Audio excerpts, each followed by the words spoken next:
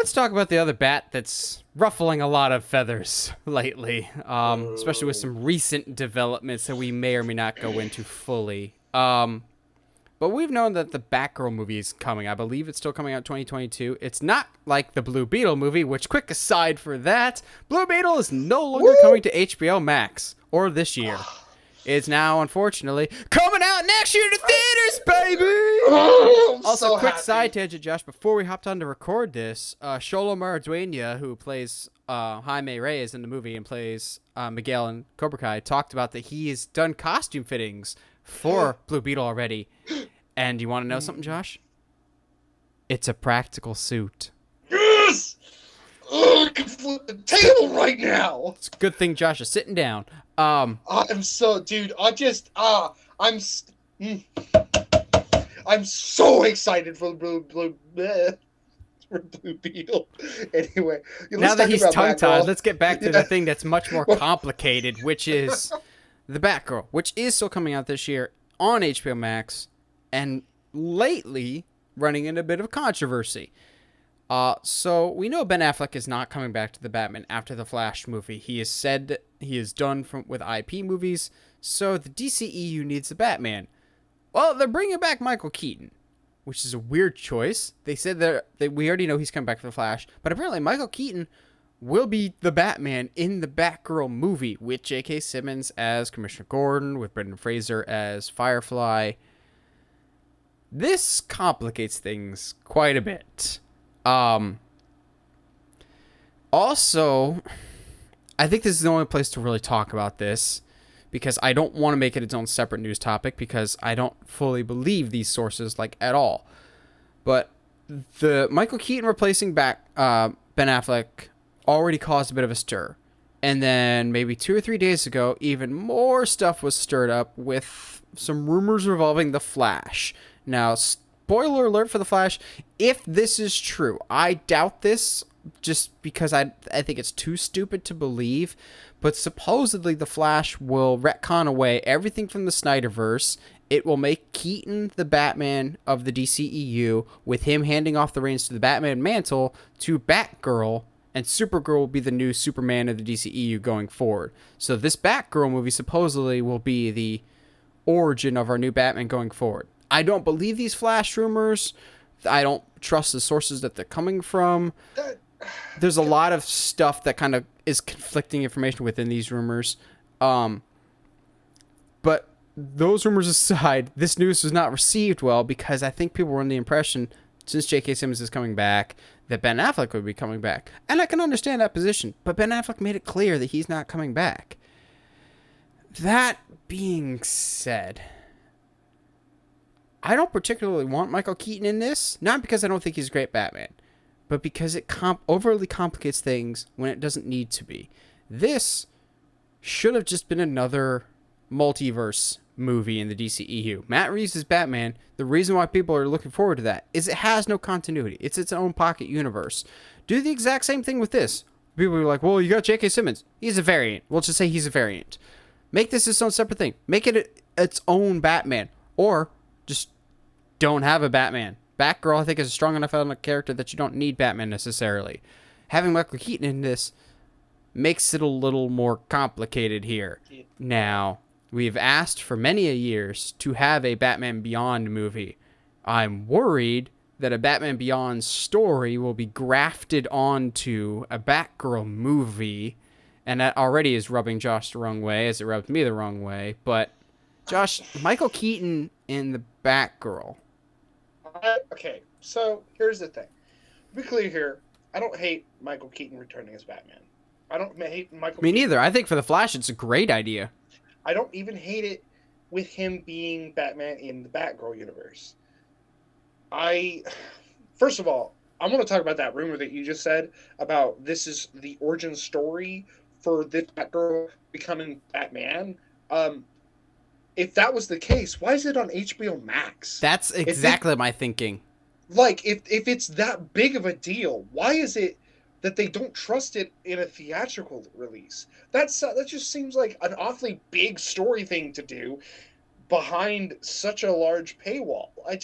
There's a lot of things about this rumor that came out a few days ago that has the internet abuzz that at least for me personally, it doesn't fully check out to the point that I believe it. And also, again, I don't trust the source that it's coming from. So, but Warner Bros. Has done weird stuff before. But we'll talk about The Flash. I have quite a few predictions for The Flash as well. Where are your expectations for the Batgirl as a movie? We haven't talked about it in a few weeks. I was kind of hoping for something fun and adventurous and something not something lighthearted for all intents and purposes, because Batgirl as a character has to start in that place in order for Oracle to be so emotionally compromising, because you can't get to that place of trauma unless you've been in the complete opposite direction. I don't know. I was kind of hoping that this would be lighthearted and fun, and I just, in a lot of ways, like with No Way Home, I want this movie to have as much of a chance as possible. But if they're gonna have this cloud over it with, well, wait, why is Michael Keaton's Batman in this, and alongside JK Simmons Gordon, which doesn't make sense. I'm worried that we've got two comic book companies trying to do multiverse stories at the same time. And it's going to become obvious which one does it better.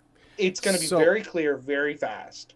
Something that I didn't even think about when these rumors came out, because we've known The Flash has had a lot of production issues of people dropping out left and right, directors, writers.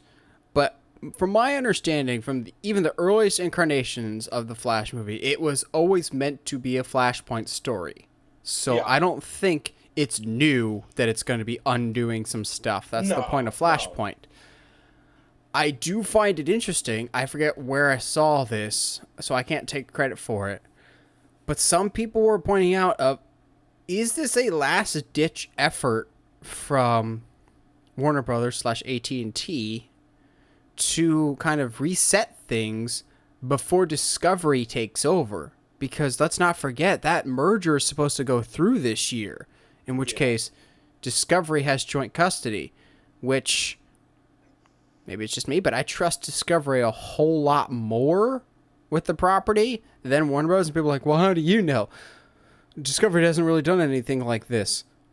Discovery, from everything we've heard from creators on the platform who've worked with the Discovery Channel and everything else, they're very much hands-off, creator-driven with Discovery, which makes me very excited going forward for the company. I don't fully put stock into it, but I do think it's an interesting concept of maybe we want to get The Flash done to give the new owners of these property kind of a clean slate, in which case have Flash go back, not just wipe the Snyderverse, but wipe everything and say it all counts, it's all canon, not pick and choose the pieces that we like and what we don't.